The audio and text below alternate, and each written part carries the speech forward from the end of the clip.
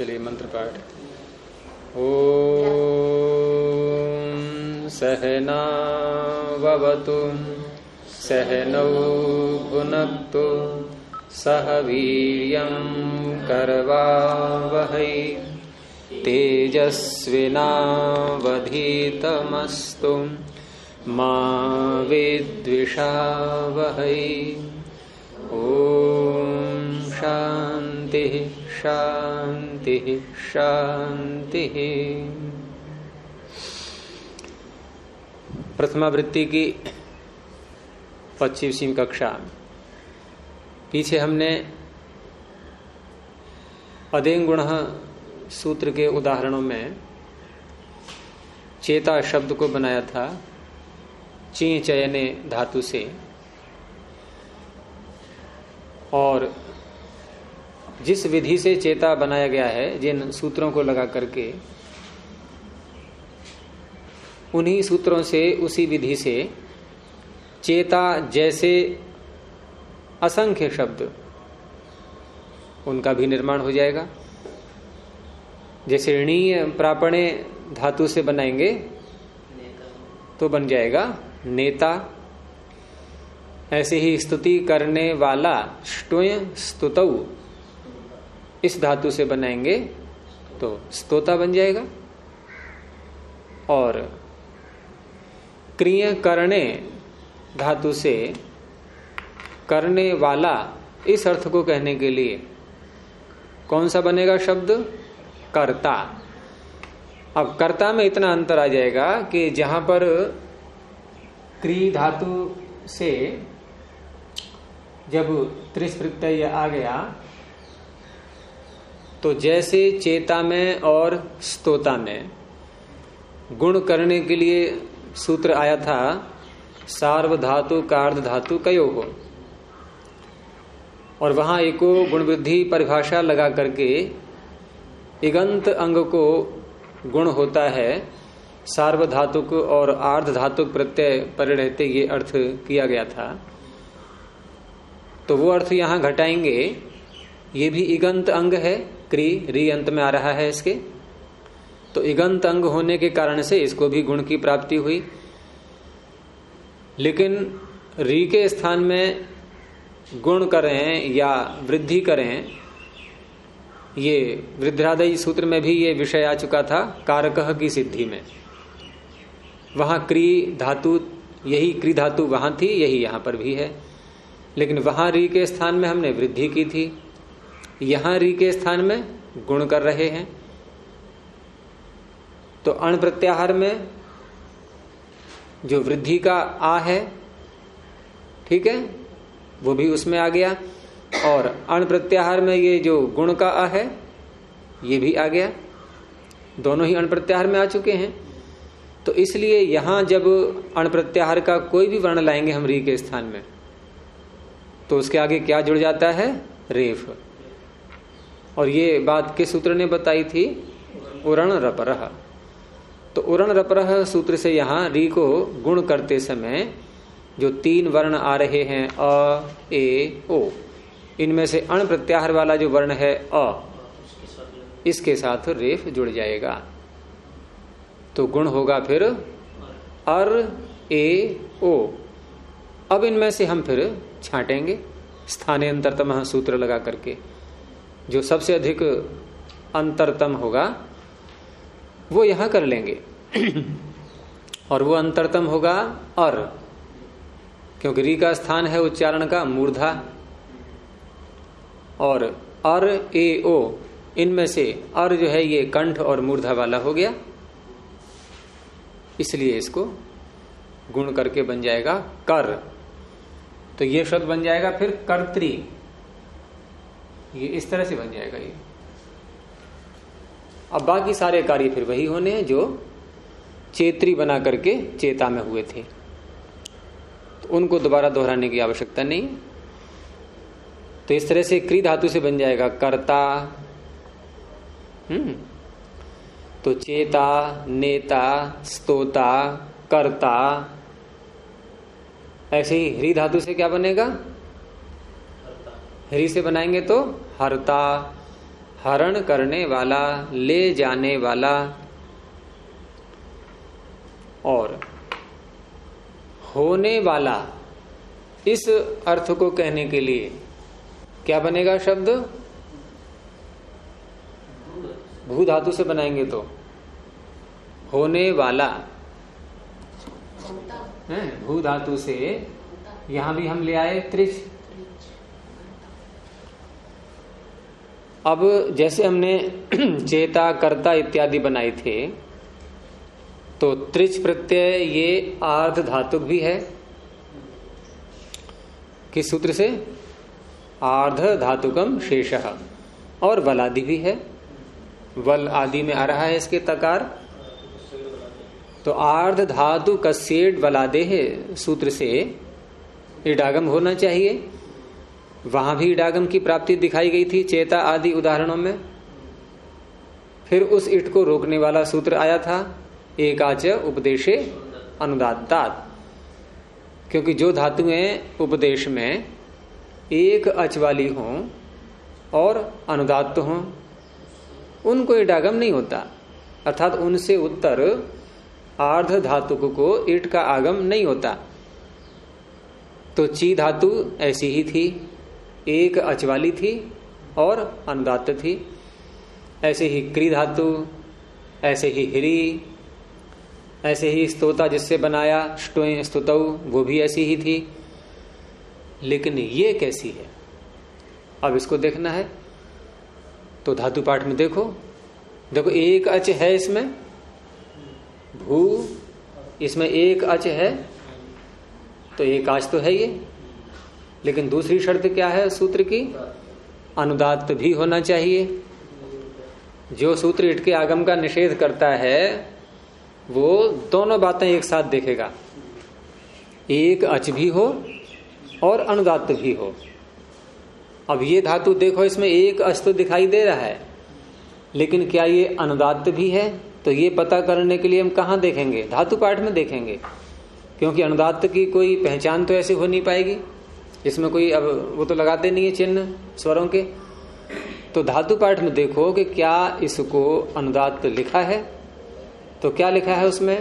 भूसत्तायाम के आगे उदात्तः, वहां बता दिया पाणिनि ने कि ये कैसी है, उदात्त। तो अब ये एक अच होने पर भी अनुदात्त न होने से क्या इट आगम रुक पाएगा? इट आगम रुक पाएगा? नहीं रुकेगा।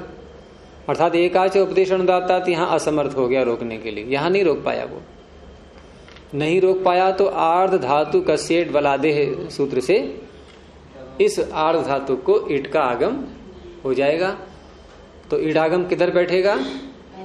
टित है ये, टित होने से आद्यंतौ टकितौ आदि में बैठेगा, इधर आएगा ये, इट का बचेगा ई। अब इसके बाद इसको गुण करेंगे भू को। तो भू को गुण करेंगे, सूत्र वही है गुण का, सार्वधातु। अच्छा, ये सूत्र क्या कहता है कि सार्वधातुक और आर्ध धातुक प्रत्यय परे हों यदि, तो इगंत अंग को गुण होता है। तो यहां पर ये जो प्रत्यय है त्रि, ये कैसा है? सार्वधातुक है या आर्ध धातुक है? कौन सा है ये? सार्वधातुक कहाँ है ये? तिंग और शित में कहाँ आता है ये? तिंग और शित में जो होते हैं वो होते हैं सार्वधातुक। 18 प्रत्यय तिंग प्रसिद्ध हैं ही। और शित की तो बहुत सरल पहचान है कि शकार जिसमें इत संज्ञक लगा हो, शकार अनुबंध जिसमें लगा हो। तो त्रिच में तो चकार अनुबंध था, शकार नहीं था।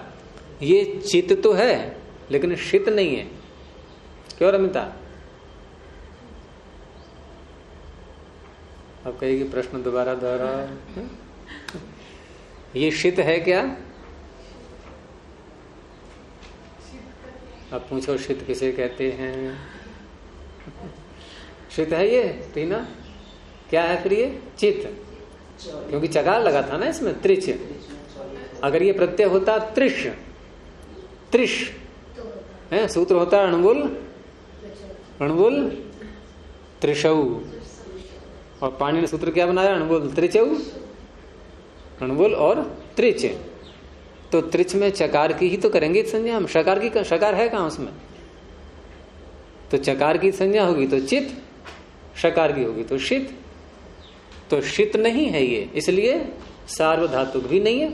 और तिंग में तो आता ही नहीं है, तिंग में कहाँ है ये, तिप्तजी में कहाँ है रखा हुआ है त्रिजीय, इसलिए है ये आर्ध धातु। तो सार्वधातुक आर्धधातुक का अर्थ किया था कि सार्वधातुक आर्धधातुक प्रत्यय परे हो तो इगंत अंग को गुण होता है। अब इगंत अंग है ये भू, इसको गुण करना है, तो इसके परे आ रहा है प्रत्यय आर्धधातुक, क्या है इसके आगे, भू के आगे,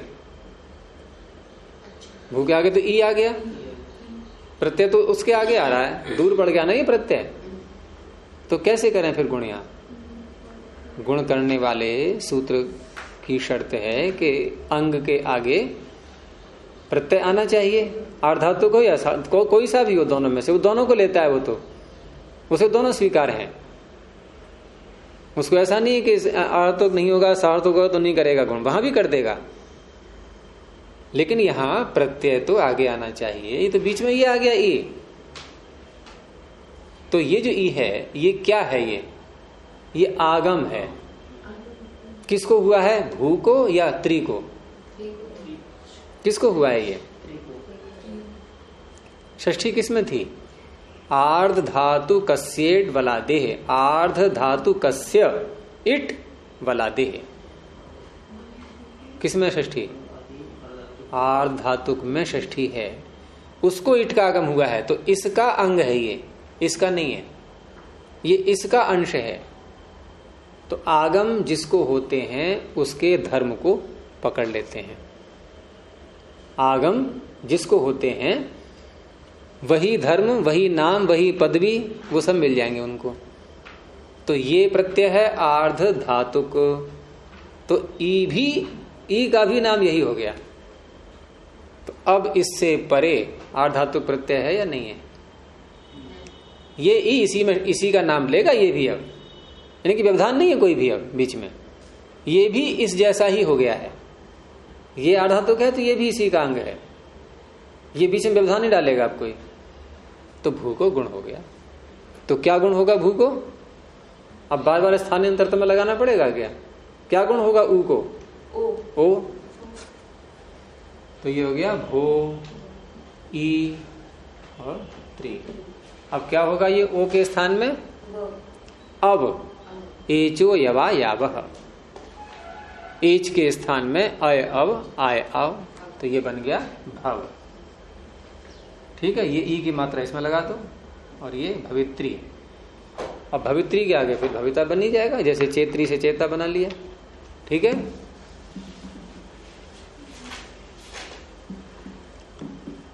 एक आधार पक्का होना चाहिए। चेता अगर कमजोर रहेगा तो फिर हम कोई शब्द नहीं बना पाएंगे फिर। हैं? हाँ, चेता किसे कहते हैं? चुनने वाला, चयन करने वाला, ची चयने। तो इस तरह से बन गया ये। चेतन भी ऐसे ही बना है? चेतन बनेगा चिति संज्ञाने धातु से, जिसमें सम्यक ज्ञान है, जिसमें सम्यक प्रकार से जानने की क्षमता है। तो परमात्मा भी चेतन है, जीवात्मा भी चेतन है। जीवात्मा कभी कभी मिथ्या ज्ञान कर लेता है, लेकिन सम्यक ज्ञान भी हो जाता है फिर उसको। नहीं तो कहां से उसकी बुद्धि का नाम ऋतंभरा रखेंगे फिर हम। ऋतंभरा नाम तभी तो होगा कि जब ऋत को पकड़ने लगा। अभी ऋत क्या है? सम्यक ज्ञान। और ईश्वर में हमेशा ही सम्यक ज्ञान रहता है, तो वो भी चेतन है, ये भी चेतन है। चिति संज्ञान है, वहां आपने चे देख करके देख लिया, चेतन में चे आ रहा है, चेता में चे आ रहा है, तो दोनों की धातु एक हो गई। लेकिन ये चिति संज्ञान है, चित, चिति का बचता है चित, ई तो अनुबंध है उसमें, धातुओं के अनुबंधों का बहुत ध्यान रखा करो। चिति संज्ञाने, तो चिति में जो ईकार है ये अनुबंध है। किसे कहते हैं अनुबंध? जो पीछे लगता है जिसको हटा देते हैं। पीछे लगता है और आगे लगा हो तो आगे नहीं लगता। क्यों? आगे भी तो लगा चाहिए। ऋणवुल त्रिचऊ, ऋणवुल प्रत्यय किया, ये णकार कहाँ लगा है? ऋणवुल में, आगे लगा। ये भी हटेगा, ये भी अनुबंध है। तो अनुबंध का एक सरल अर्थ मैंने बताया था कि अनुबंध को हम, ये कोई शब्द का अर्थ नहीं कर रहा हूं मैं कि अनुबंध का अर्थ क्या है। अनुबंध हम व्याकरण में किसको कहेंगे? जिसकी संज्ञा करते हैं, जिसकी संज्ञा करके लोप कर देते हैं, बस। और स्पष्ट कर लो।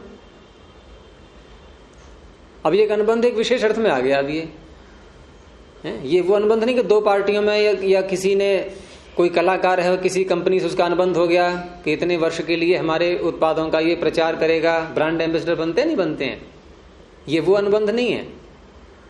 यहां अनुबंध का अर्थ है जिसकी इत संज्ञा करके लोप हो जाता है, वो अनुबंध है।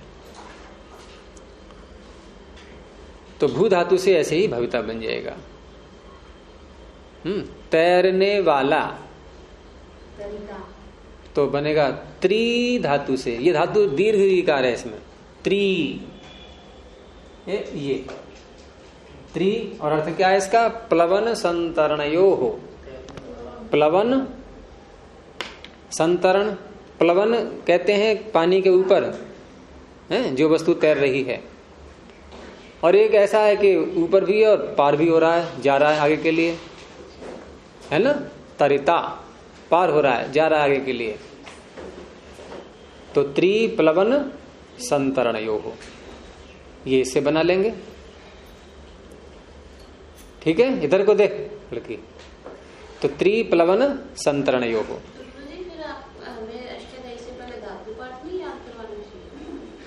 करो। हमें कैसे पता प्लवन संतरणयो?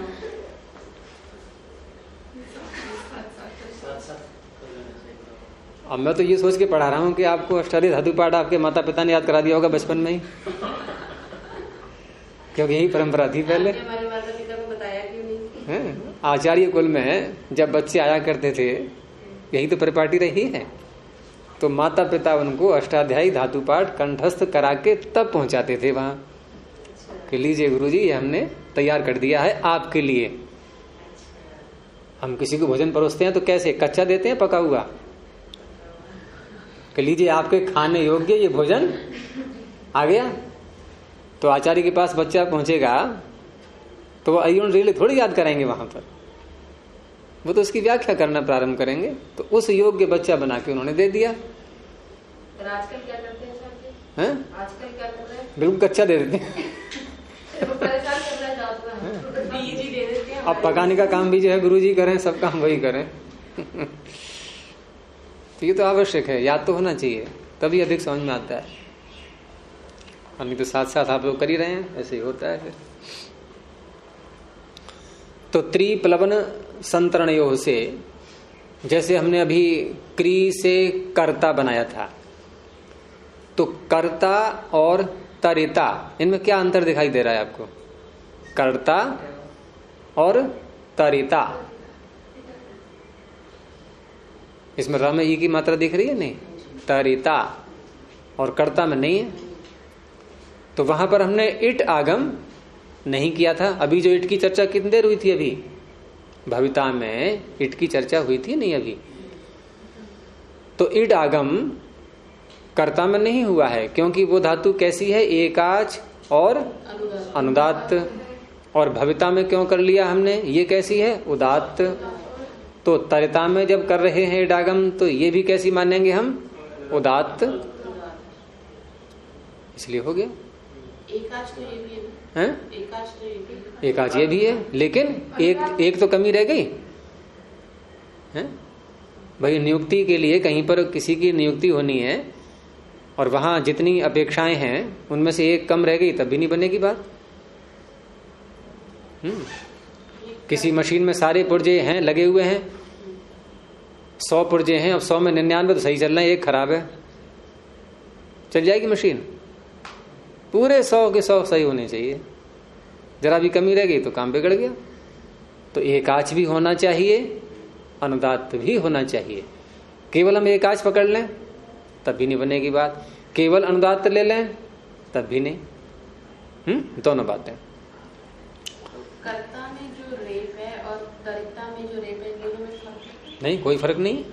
सिर्फ लिखने की शैली कहाँ लिखने की? उसमें राम एक ही मात्रा है, उसमें नहीं है मात्रा। कर्ता शैली क्या बदल गई? रेफ में जब कोई स्वर नहीं आता है, एक वस्त्र ऐसा है जो भीगा हुआ है, एक है सूखा हुआ, तो हवा में उड़ाओ तो कौन सा अधिक उड़ेगा? क्यों उड़ रहा है? वो हल्का है। तो रेफ में स्वर नहीं है, होता है तो ये भारी हो जाता है, और स्वर नहीं होता है तो हल्का हो जाता है। तो हल्का होकर ऊपर को जाएगा, नीचे को आएगा, तो ये ऊपर चढ़ जाता है दूसरे के, ये उड़ता है। फिर इसमें स्वर निकल गया ना, तो ये उड़ता है, तो ऊपर के सिर पे जाके बैठ जाएगा अगले किसी और व्यंजन के, और हमेशा व्यंजन के ही सिर पे बैठेगा या स्वर के सिर पे बैठेगा। स्वर में तो स्वर तो इसमें घुस ही जाएगा, तब तो ये भारी हो जाएगा। तो ये सदा ऊपर चढ़ेगा तो किसी व्यंजन के सिर पर ही जाके बैठेगा, जहां भी मिलेगा इसको व्यंजन। जैसे हमने लिखा कार्त्स्न्य, ये बड़ा मुश्किल है, ये शब्द है, मान लो वैशेषिक में है, ये है, ये रेफ किसके बाद बोलेंगे हम? इस नकार के बाद बोलेंगे, या सकार के बाद बोलेंगे, या तकार के बाद बोलेंगे, या आ के बाद बोलेंगे? और पहुंच कहाँ रहा है ये? एक बात और, ये उसके सिर पर चढ़ेगा जो कमी इसमें थी, वो कमी जिसमें पूरी हो गई है। इसमें कमी क्या थी? स्वर नहीं था इसमें, तो ये कौन से व्यंजन के ऊपर चढ़ेगा? जिसमें स्वर हो, है ना, तभी तो उसके ऊपर बैठ पाएगा। आप किसी कंधे बैठोगी तो मजबूत कंधे पर ही तो बैठोगी, ये मजबूत है, क्यों? इसमें स्वर है। ये स्वर क्या है? व्यंजन की जान है एक प्रकार से, और इसीलिए हम कहते हैं कि आधा हो गया है। ये आधा क्या हो गया? उसमें से आत्मा तो निकल गई, अब तो मुर्दा रह गया है वो, है ना। तो ये जिंदा के ऊपर बैठता है, मुर्दा के ऊपर नहीं बैठता है। तो ये सारे मुर्दे हो गए, ये सारे मुर्दे हैं, देखो 1 2 3 तीनों मरे पड़े हैं। ये सिर्फ जिंदा को पकड़ा, यहां जाके बैठा है, खुद भी मुर्दा ये, लेकिन इसने जिंदा का सहारा लिया कि वहां हो सकता है मेरी कुछ श्वासें चल पड़े। तो इसलिए जो है ये रेफ ऐसे है, ये इसी में है विशेषता, ये और में नहीं है। ये कहाँ चढ़ा इसके ऊपर? तकार, न सकार चढ़ा न नकार चढ़ा, ये यहीं कहते हैं, ये चढ़ गया सबके ऊपर। ये राही के चढ़ जाता है, और तो सारे व्यंजन ही चढ़ते हैं। हाँ यही चढ़ता है, तो ये ज्यादा लाड़ला है ना व्यंजनों में।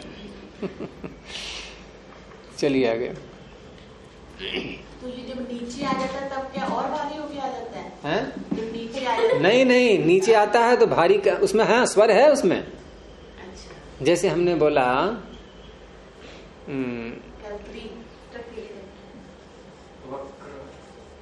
चक्र। चक्र, हाँ। अब बताओ इसमें रे आकार क में है कि र में है? हम चर्क कह रहे हैं या चक र कह रहे हैं? चक र में आ है, तो इसीलिए है नीचे, ये भारी है इसमें।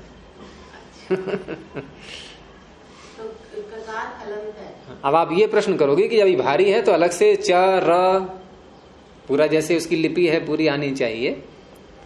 अब वहां इसमें देखो, अब इसमें कितनी विशेषताएं। एक तो स्वर न हो तो ऊपर जाके बैठ जाता है ये। अब इसमें स्वर है तब भी अपने स्वरूप में जैसा है वैसा नहीं रहा ये। तो अब इसमें क्या बात होती है? इसमें ये होता है कि जब किसी व्यंजन में स्वर न हो और वो इससे पहले आ जाए रेप से, रेप में तो स्वर हो लेकिन रेप से पहले वाले व्यंजन में स्वर न हो, तो उसको थोड़ा सा सहारा देता है नीचे से कि मेरे में है थोड़ी जान और तेरे में से जान निकल गई है, अब मैं थोड़ी सहायता तेरी करूंगा। तो नीचे से आधार बनता है उसका ये। इसका मतलब काम में जान नहीं है? काम में जान नहीं है, हैं? हाँ, काम में कहाँ है जान? का में होता तो हम लिखते चकर, जैसे कलम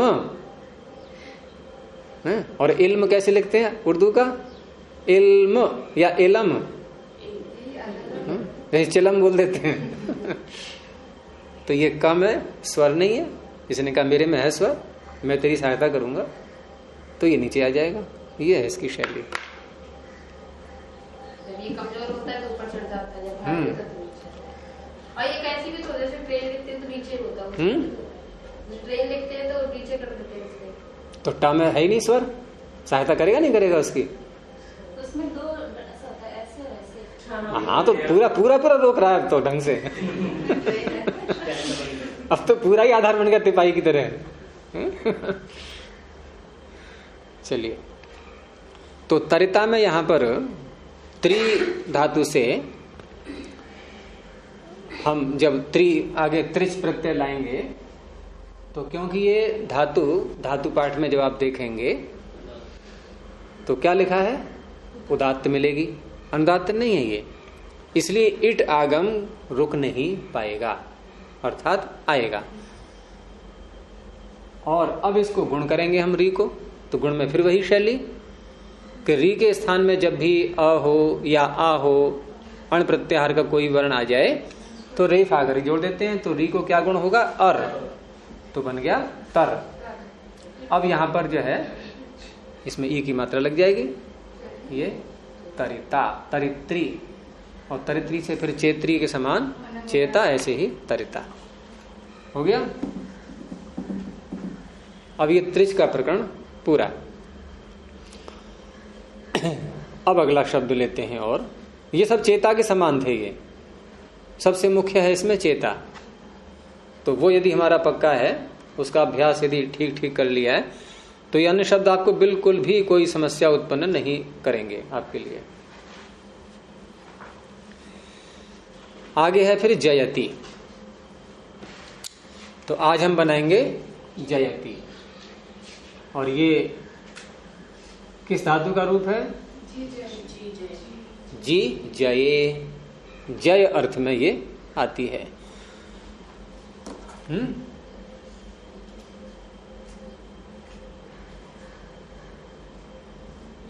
और किस लकार का रूप है ये? लट लकार प्रथम पुरुष एक वचन। तो क्या अर्थ बनेगा? वह जीतता है, विजय प्राप्त करता है। तो जी धातु पाठ का जो हमने शब्द लिया जी जये, पहले उसकी धातु संज्ञा भूवादयो धातवः। अब क्या इसमें इत संज्ञा का सूत्र कौन सा लगाएंगे रमिता? इत संज्ञा का सूत्र कौन सा लगेगा इसमें? क्यों रेखा? धातु संज्ञा करने के बाद हम तुरंत इत संज्ञा के सूत्र लाते हैं नहीं? जैसे क्रिय धातु में यकार को हटाया, चिये चयने यकार की संज्ञा की, ऐसे ही यहां पर भी इत संज्ञा करेंगे। तो कौन सा सूत्र लगाएंगे? उपदेशे जनुनासिक इत। तो ये किसकी करेगा इत संज्ञा? हैं? जा की? जा अच है, ई की करेगा। और इस संज्ञा का परिणाम क्या निकलता है? लोप हो जाना। तो ई को हटना पड़ेगा, क्या बचेगा? जकार। बन जाएगा ये रूप जयति।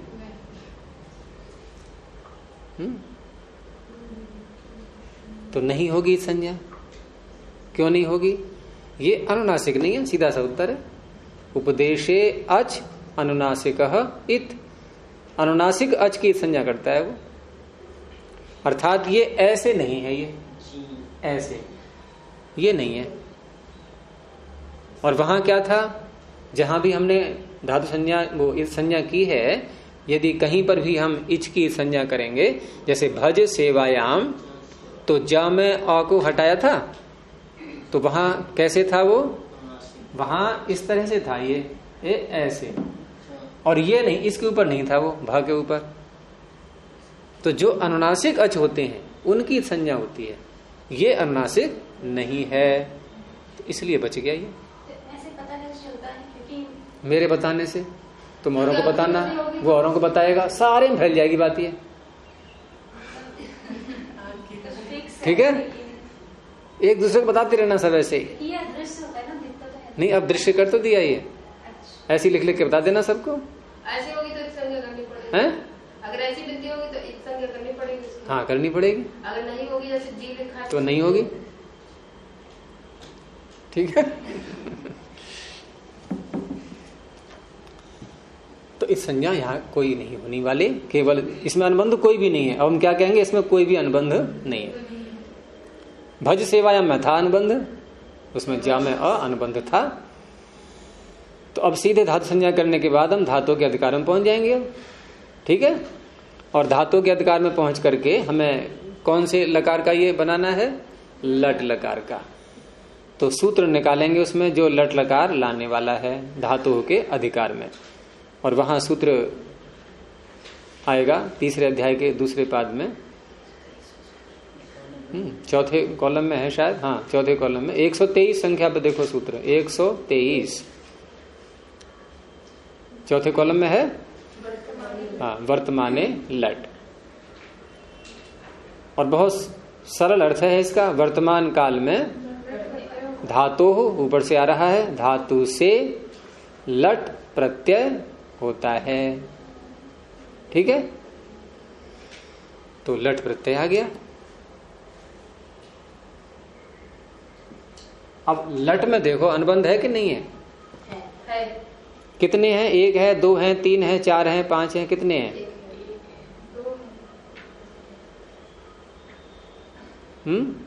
दो हैं इसमें।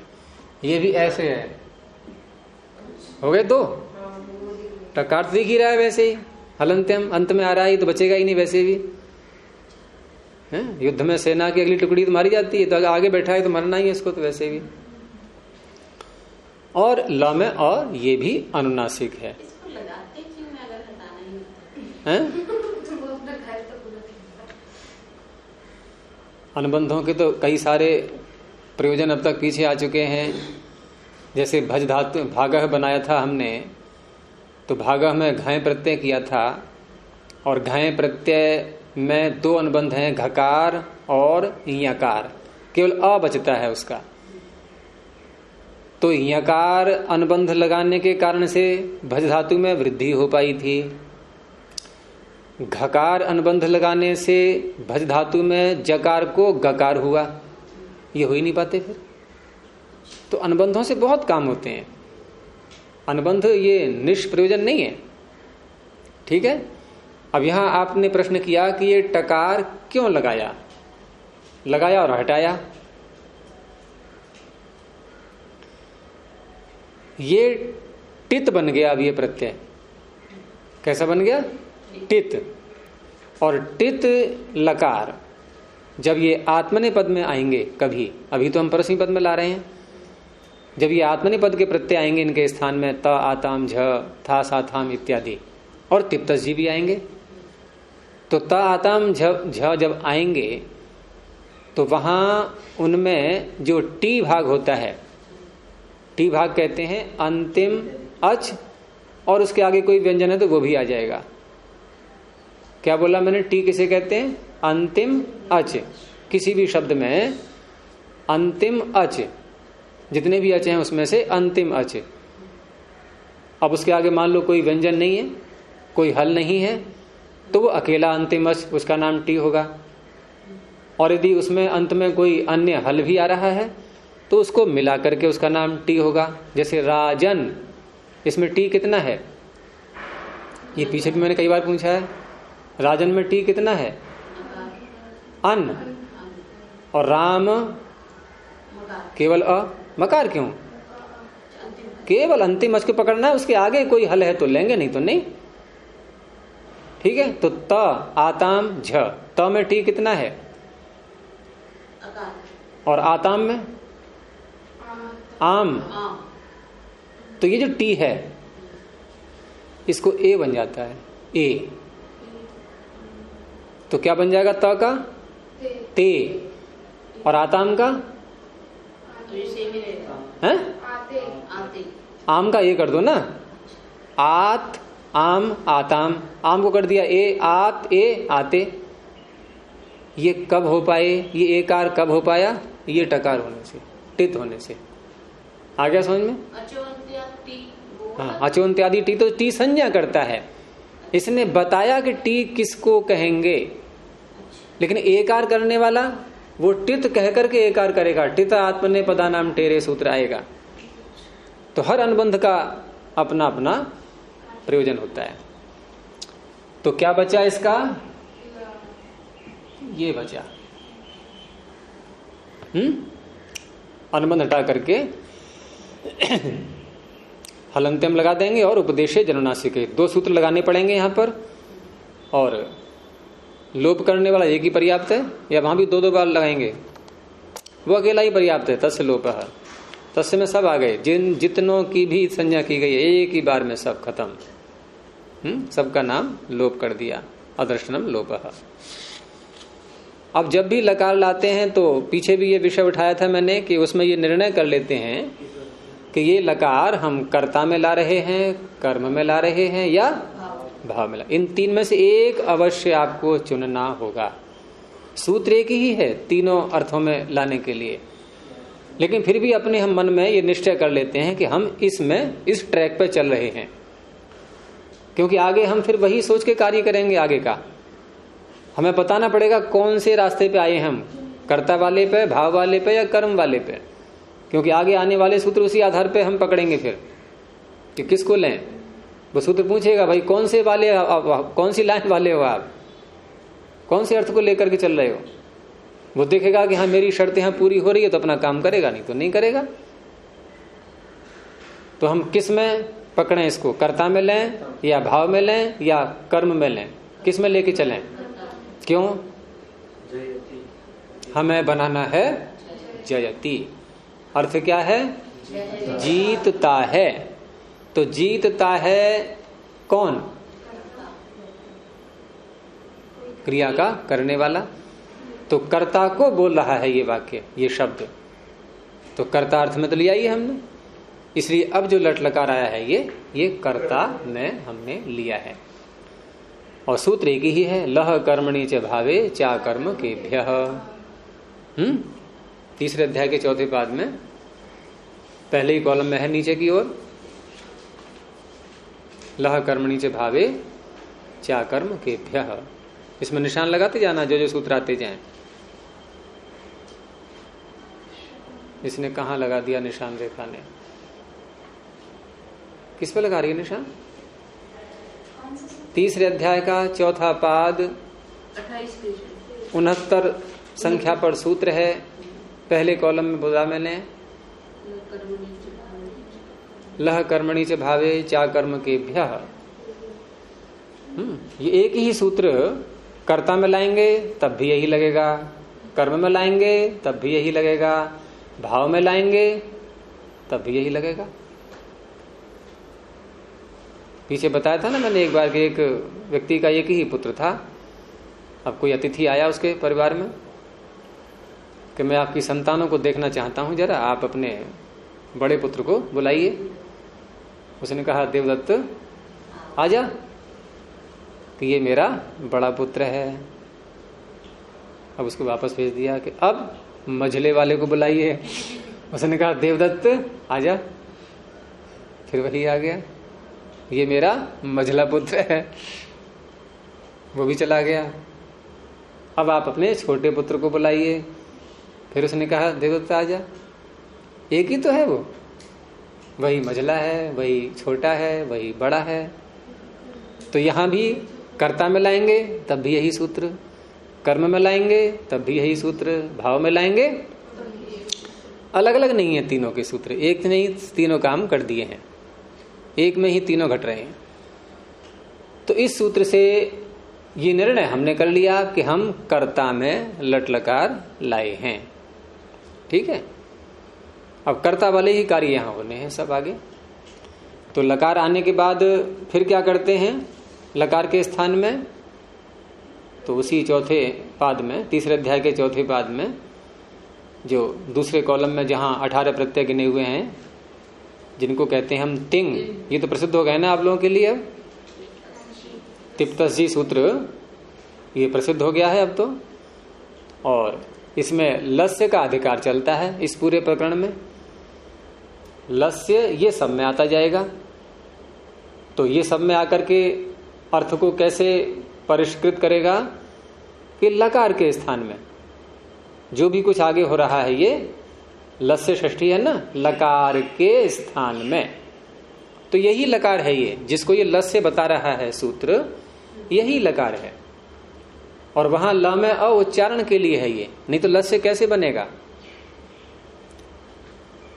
जैसे बालक का बनाते हैं हम बालकस्य, तो क में अ है तभी तो बालकस्य बना, तो ल में अ मानेंगे तब बनेगा लस्य, लेकिन यहां तो ल में अ है नहीं, तो उच्चारण के लिए है वो, वास्तविक नहीं है।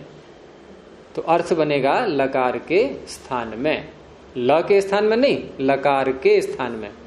ल बोलने से दो वर्ण आ जाएंगे, लकार और अकार, तो लकार के स्थान में तिप्तसजी सूत्र आ गया। अब आगे क्या सब बताना पड़ेगा, कैसे कैसे क्या होगा, है छटनी करने की प्रक्रिया सब पहले के ही समान है। पहले हम इनकी परस्मयी पद संज्ञा करते हैं, सारे प्रत्ययों की प्राप्ति होती है। लह परस्मयी पदम, फिर तंगाना वात्मने पदम, उसमें से आधे निकाल लेता है कि आधे मुझे दे दे, तो आधे बचते हैं फिर लह परस्मयी पदम के पास में। तो इस तरह से प्रारंभ में जो आधे अर्ध भाग है इसका, तिप तस झी सिप थस थ मिब वस मस, यहां तक इनका नाम हो गया परस्मयी पद। और ता आताम झ से लेकर के महिंग तक इनका नाम हो गया आत्मनेपद। अब ये आपको निर्णय करना है कि आपको आत्मनेपद के प्रत्यय लाने हैं अथवा परस्मयी पद के प्रत्यय लाने हैं। तो कौन से लाने हैं? परस्मयी पद के लाने हैं। तो परस्मयी पद के लाने के लिए आपको परस्मयी पद का सूत्र लाना होगा, आत्मनेपद के लाने के लिए आत्मनेपद का सूत्र लाना होगा। और ये जो सूत्र आएगा उसे कहते हैं विधि सूत्र। पहले संज्ञा की हमने आत्मनेपद और परस्मयी पद, तो जब भी छंटनी करते हैं बहुतों में से एक को निकालना हो तो वही विधि चलती है सदा, पहले संज्ञा फिर विधि, और फिर भी एक नहीं आ पाया तो फिर संज्ञा फिर विधि, ये क्रम चलता रहेगा। यहाँ कितने राउंड होंगे इसके, संज्ञा और विधि के? तो कितने होंगे, संख्या पूछते रहा हूं मैं। अच्छा 10 राउंड कर लें? 8 राउंड, 8 संज्ञा सूत्र 8 विधि सूत्र, तब एक आ पाएगा प्रत्यय तिप। क्योंकि 9 प्रत्यय हमारे पास। देखो पहले राउंड में क्या हो गया, 9 के 2 भाग हो गए। ये पहला राउंड समाप्त कुश्ती का। अब दूसरा राउंड, दूसरे राउंड में 1 पकड़ लिया हमने प्रारंभ के 9 को। अब इनकी संज्ञा, तो इनकी संज्ञा क्या होगी, अब 3-3 की, 3-3 की संज्ञाएं रखेंगे। अब प्रथम 3 की प्रथम पुरुष, दूसरे 3 की मध्यम पुरुष, तीसरे 3 की उत्तम पुरुष। इसको बोलते हैं त्रिक, 3-3 का भाग, प्रथम त्रिक, द्वितीय त्रिक, तृतीय त्रिक। और संज्ञा करने वाला सूत्र तिंगस त्रीणि त्रीणि प्रथम मध्यम उत्तमा, प्रथम पाद के प्रथम अध्याय के चतुर्थ पाद में। तो ये इसने संज्ञा कर दी। कौन सा राउंड चल रहा है, ध्यान रखना, ये दूसरा राउंड। अब इसने संज्ञा करके 3 नाम हमारे सामने रख दिए और चुनाव हम पर छोड़ दिया कि आप इनमें से चुनो कोई सा भी। लेकिन हम जब भी चुनेंगे सूत्र अवश्य लाएंगे, ऐसे चुनते नहीं। हमें कौन सा चुनना है इसमें, प्रथम मध्यम उत्तम, 3 में से क्या चुनना है, इसको देख लो पहले। ये ती कौन से त्रिक में आ रहा है, प्रथम में आ रहा है, तो प्रथम पुरुष का सूत्र आएगा, उसे कहेंगे विधि सूत्र। शेषे प्रथम आ गया, यानी पहले संज्ञा फिर विधि। प्रथम पुरुष आ गया नहीं? अब प्रथम पुरुष आकर के हमारे सामने अब 18 में से कितने रह गए प्रत्यय? 3 रह गए। अब तीसरा राउंड शुरू होगा जब तक 1 ना आ जाए। अब यहां पर इन 3 में से एक का नाम रखेंगे अलग अलग। पहले का नाम एक वचन, दूसरे का, तीसरे का और इसका फिर सूत्र आएगा संज्ञा करने वाला, ये तानी एक वचन, द्विवचन, बहुवचनानी एकशः, एक एक करके। ये भी सूत्र वहीं पर है जहां ये प्रथम मध्यम उत्तम है। ठीक है, तो इसने ये संज्ञा कर दी। अब इनमें से हमें चुनाव करना है, किसको लाएंगे हम? प्रथम एक वचन को लाएंगे या द्विवचन को लाएंगे या बहुवचन को लाएंगे? किसको लाएंगे?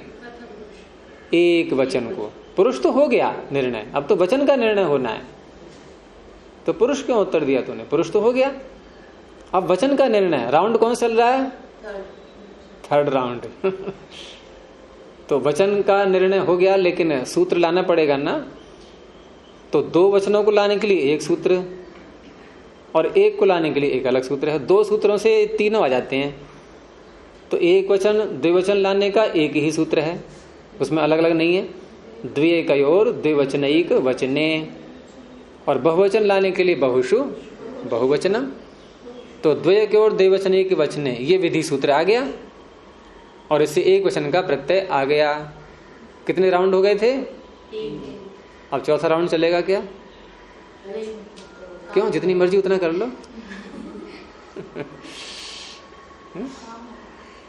यह मर्जी नहीं चलेगी, ऐसे काम पूरा हो गया, लक्ष्य पर पहुंच गए, एक आ गया बस।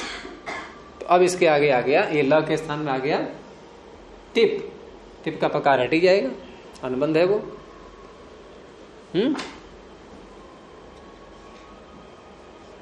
तो जी और ती,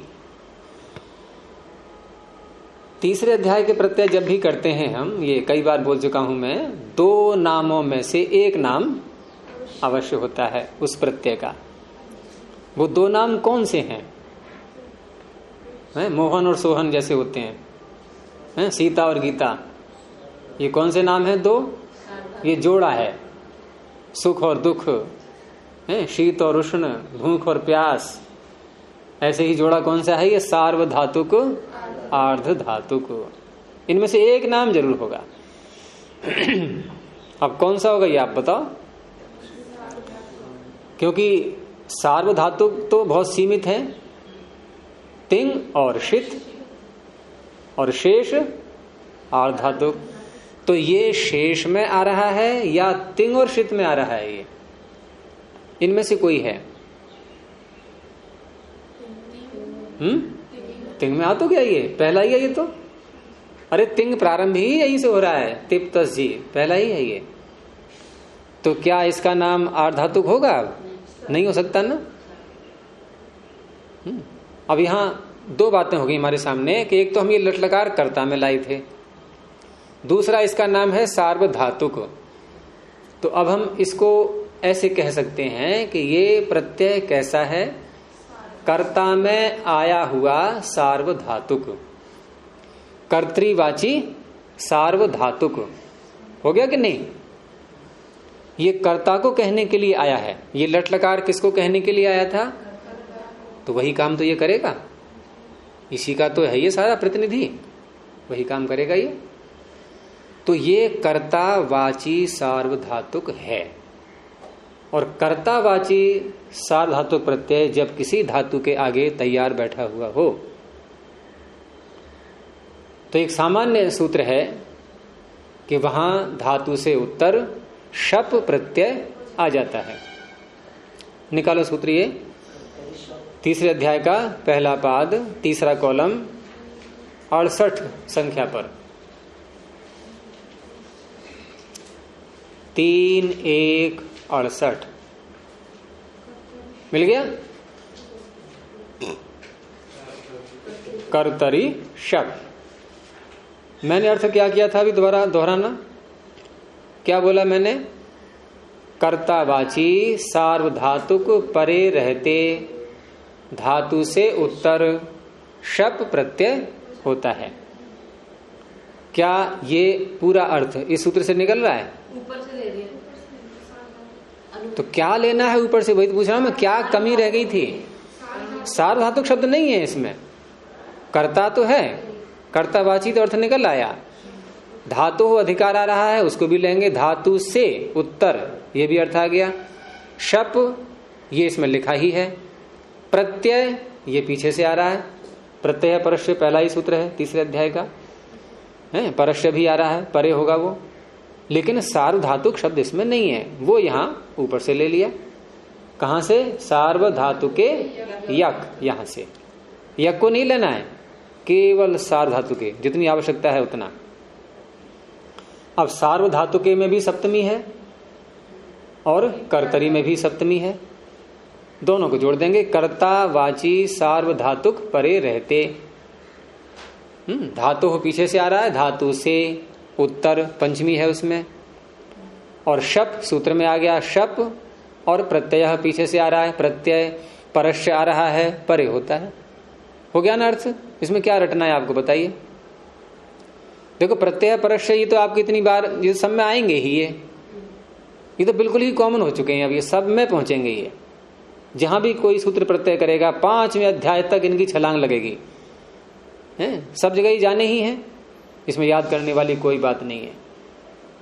धातु का अधिकार जहां से प्रारंभ हुआ ये अध्याय के अंत तक जाना है, तीसरे अध्याय में, चौथे पांचवें में नहीं, केवल तीसरे में रहेगा ये, तो ये भी आना ही है। तो इस तरह से अर्थ बन जाते हैं। केवल एक सार्वधातुके का ध्यान रखना पड़ेगा, यहाँ इतना अलग है बस, केवल बाकी तो कॉमन है, चल रहा है पीछे से, सब में आ ही रहे हैं वो। तो सूत्र की शर्त पूरी हो गई यहां पर या नहीं? जैसा सूत्र कह रहा है वैसी ही स्थिति यहां है या नहीं है, या कमी है कोई?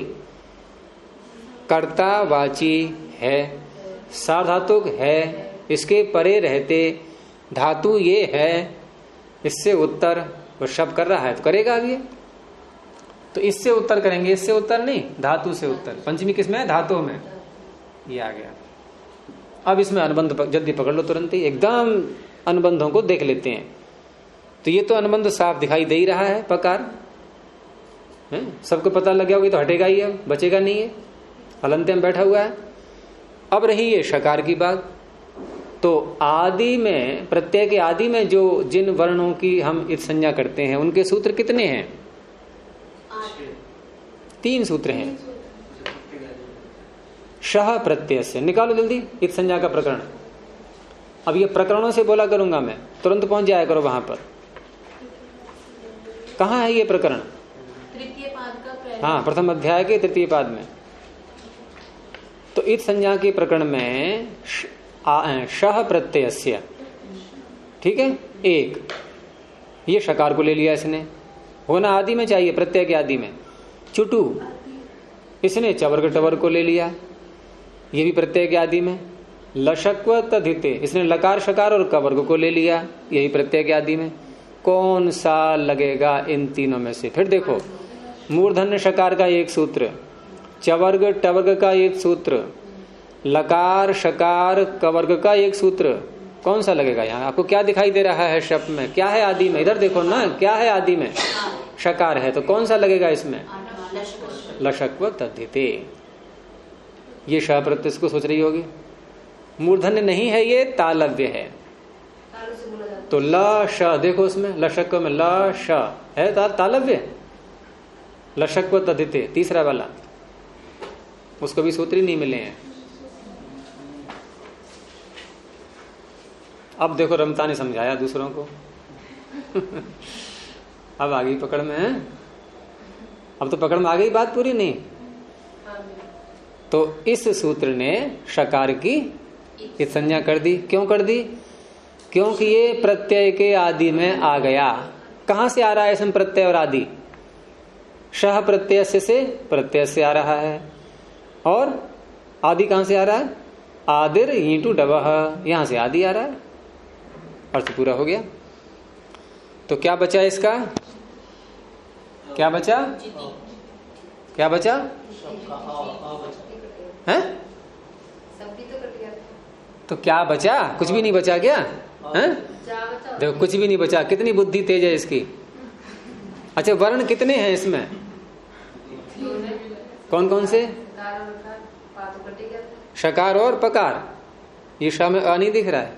सकार और अकार होता नहीं, पातो हलंत हो गया था ना। हाँ हाँ, तो कितने वर्ण हैं टोटल? 2 ही तो है। टोटल सब कितने हैं मिला करके? शकार अकार पकार, 3 है, और 3 में हमने संज्ञा कितनों की है अभी तक? एक की। पकार की भी कर ली, शकार की भी कर ली, अकार की भी कर ली क्या? तो वो नहीं बचा, कह रही एक भी नहीं बचा, तो ये बच गया अ, जी अ ती। एक बात है वैसे, जो छात्र कम समझते हैं ना कभी कभी, वो कम समझ करके अधिक समझाने वालों के लिए, अधिक समझने वालों की बहुत सहायता करते हैं वो। जैसे इसने कम समझा, अब ये कम न समझती तो मैं इतना खोलता ही नहीं इसको, लेकिन इसके खोलने से आप लोगों को भी ज्यादा क्लियर हो गया नहीं हो गया? तो ये भी आपकी उपकार करने वाली है। उपकारक है?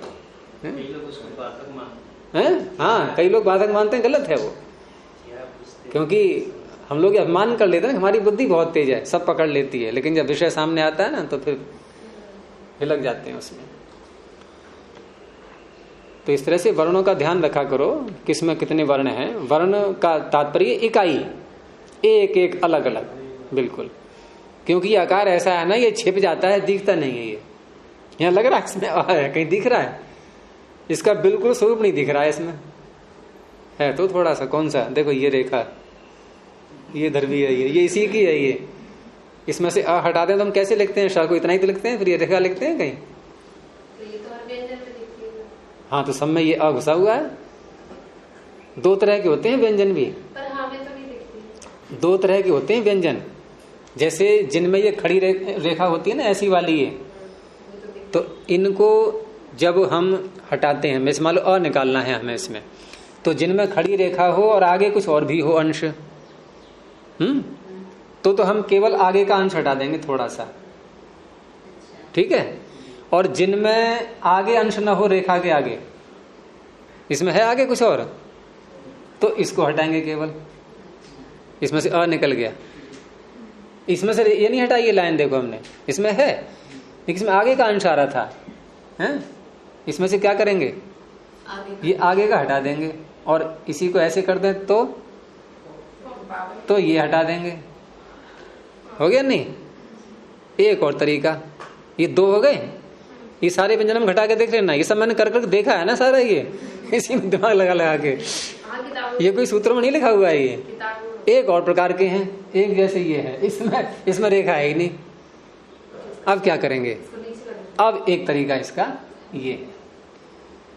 ये 3 प्रकार चलते हैं, लेकिन इन सब में र जो है ये बिल्कुल ही विशिष्ट है, ये विशिष्ट प्राणी है ये, क्योंकि रेफ को हमें अगर इस नियम से चले हम तो ऐसे ही तो लिखना चाहिए, लेकिन ये ऊपर जाके बैठ जाता है तुरंत ही, ये नहीं मानता, ये टिकता ही नहीं यहाँ पर, इसका अलग है। बाकी सब ऐसे लिखेंगे, ये एका हो गया तो ऊपर भारी हो गया। ये इसी में है ये।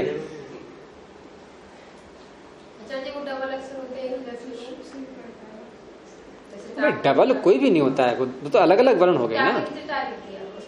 टा के नीचे टा के नीचे एक और टा, तो ठीक है, उसमें क्या बात है। ये जब नीचे एक और आ गया है तो नीचे एक और आने वाला ये बता रहा है कि ऊपर वाले में स्वर नहीं है, वो स्वर नीचे वाले में आएगा, क्योंकि एक व्यंजन में एक ही स्वर होता है। एक म्यान में तलवारें कितनी आती हैं? ऐसा कोई व्यंजन किसी को मिला है आज तक जिसमें 2-2 स्वर आ जाएं? कोई शरीर ऐसा है जिसमें 2-2 जीवात्मा घुस जाएं? हाँ, एक शरीर में एक जीवात्मा, तो ऐसे ही यहाँ व्यंजनों का है। एक शरीर में असंख्य जीवात्मा रहती है? नहीं, गलत, वो अनुशयी आत्माएं होती हैं। उनको अनुशयी बोलते हैं। उनका अपना शरीर और है, एक और उनका अपना शरीर अलग से है। वहां फिर वही उत्तर के एक शरीर में एक आत्मा, वो अलग बात है कि एक शरीर को उन्होंने अपना मकान बना लिया, उसमें घुस गए हैं। हाँ, वो तेरे में आते हैं, हमारे पास तो कभी आया नहीं, हमारे पास तो अभी तक आया नहीं, जब आएगा तो देखेंगे। तो ये हो गया जी अ ती। अब ये था सार्वधातुक, नाम रखा था हमने, और तीसरे अध्याय का प्रत्यय है ये। कौन से अध्याय का प्रत्यय है? तो इसका भी एक नाम रखना पड़ेगा आपको। कौन सा रखोगे अब आप निर्णय करो। आर्ध धातु नाम रखें इसका या सार धातु।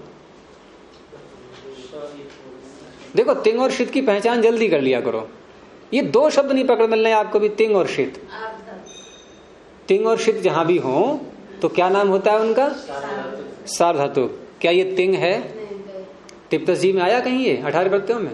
क्या ये शीत है? ये पित्त भी है, ये शीत भी है।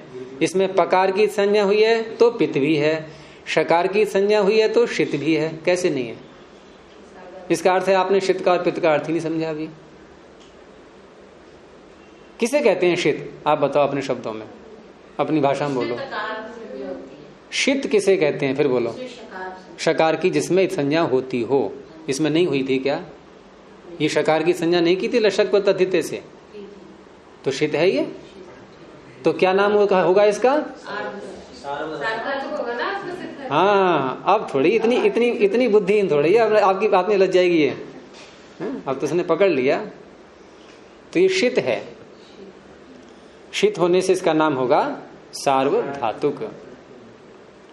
इन दो के अतिरिक्त जो होते हैं वो होते हैं अर्धातुक। तिंग और शीत के अतिरिक्त जितने भी होंगे वो सब अर्धातुक कहलाएंगे। एक नाम होना अवश्य है तीसरे अध्याय के प्रत्ययों का। अब गुण करने वाला जो सूत्र आएगा उसके लिए तो चाहे सार्वधातुक प्रत्यय हो आगे या अर्धातुक हो, वो दोनों जगह लग जाता है। उसके लिए कोई भेदभाव नहीं है, दोनों प्रकार के प्रत्यय ले लेता है वो। तो गुण का सूत्र आ गया यहाँ पर सार्वधातु कार्ध धातु। अच्छा, यहाँ पर इडागम होगा क्या? इसको हम पीछे चेता इत्यादि में इडागम की प्राप्ति दिखाई थी, फिर रोक लगाई उस पर। भविता में कर भी लिया हमने, तरिता में कर लिया। क्या ऐसे इडागम यहाँ भी होगा? इडागम कब होता है? आर्ध धातुक को। ये न तो ये है आर्ध धातुक, न ये है। इडागम तो होना ही नहीं है।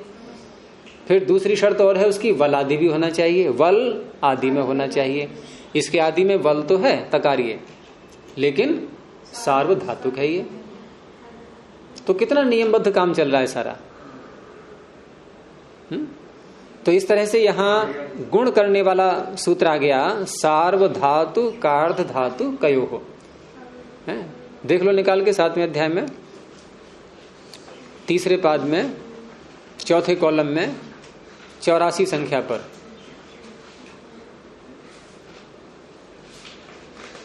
तीन वो 7 3 84 मिल गया।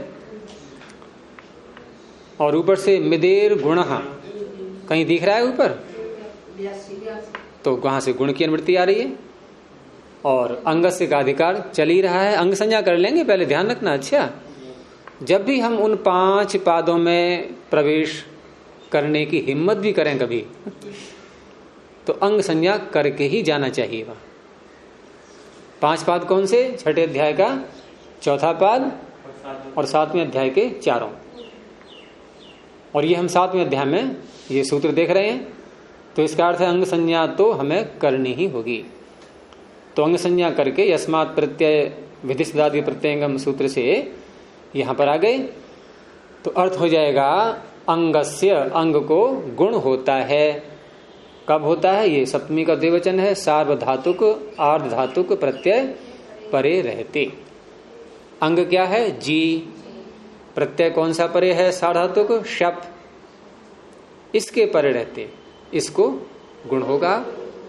और पीछे बताया था मैंने कि गुण जब करते हैं और किसी वर्ण का नाम न बताया जाए कि कौन से वर्ण को गुण होगा, जकार को होगा कि एकार को होगा या दोनों को होगा, तो वहां एको गुण वृद्धि, जो तीसरा सूत्र है पाणिनि का, ये परिभाषा पहुंच जाती है कि जहां अनिर्दिष्ट गुण वृद्धि हो। अनिर्दिष्ट का तात्पर्य बताया न जाएगा किसको करने हैं, कौन से वर्ण को, तो वहां एकह ये शब्द पहुंच जाता है। तो एकह आ गया। अब किसके पास में आ गया? सार्वधातु कार्ध धातु कयोः सूत्र के पास में। अब सूत्र का अर्थ हो जाएगा इगंतस्य अंगस्य गुणो भवति। इगंत अंग को गुण होता है। इगंत अंग है ये। इगंत किसको कहते हैं? इक जिसके अंत में है, इगंत हो गया ये। अब फिर वही बात आ गई, पूरे को प्राप्त होने लगा, तो वहां पर फिर अलवंत्यस्य ऐसा लगा सकते हैं। या यूं भी कर सकते हैं कि अंगस्य एकः, लेकिन ऐसे बोलेंगे नहीं, वहां पर इगंतस्य अंगस्य ही बोलेंगे। ये दोनों तरह से अर्थ चलता है इसका। कोई सूत्र में जाएगा ये एकः शब्द, तो वहां अर्थ बनता है अंग के एक को, और कहीं अर्थ होगा इगंत अंग को। दोनों तरह से चलता है ये। जब इगंत अंग बोलेंगे तो अलवंत्य से बैठा हुआ है सहायता करने के लिए, वो अंतिम अल को ही गुण की प्राप्ति कराएगा। तो इस तरह से ई को गुण क्या करेंगे अब बताना पड़ेगा। अ ए ओ कौन सा आएगा? ए, जे बन गया। तो अदें गुण का उदाहरण पढ़ रहे हैं हम, ये जयति। यहां अदें गुण की आवश्यकता हो गई। जब ये सूत्र गुण करने वाला आया तो प्रश्न उठा गुण किसे कहते हैं? इसने बता दिया अदें गुण, अ ए ओ को गुण कहते हैं। हो गया निर्णय। तो स्थानीय अंतरतम लगा करके जी के ई के स्थान में ए हो गया, जे अ ती। अब ये ए और ये अ, इन दोनों के बीच में कोई बाधा नहीं है, अत्यंत निकटता है, सन्निकर्ष। सन्निकर्ष होने से इस स्थिति का नाम होता है संहिता। है प्रथम अध्याय का अंतिम सूत्र से पहला सूत्र, परः सन्निकर्षः संहिता। प्रथम अध्याय के अंतिम सूत्र से पहला सूत्र, ये संहिता संज्ञा करने वाला सूत्र है। और इससे हम संज्ञा करके छठे अध्याय में पहुंच जाएंगे, संहितायाम के अधिकार में। छठे अध्याय का प्रथम पाद का सूत्र दूसरे कॉलम में संहितायाम, और उसके अधिकार में फिर सूत्र आएगा नीचे एचो यवा यावह। ये पीछे लग चुका है, एचो यवा यावह। एच के स्थान में आय अब आय आव, ये तो पक्के हो गए होंगे ना अब। तो मैं जल्दी बोल दिया करूंगा इनको अब, ठीक है। और कब होते हैं आदेश? ये एको यणचि से अची आ रहा है, अच परे रहते, ठीक है। तो अच परे है ये, अच परे है, तो ए के स्थान में क्या हो जाएगा? आय। तो क्या बन जाएगा? जय। और ये अ है और आगे ती, क्या बन गया? मिलके हो गया काम पूरा, बन गया जयति। हो गई विजय।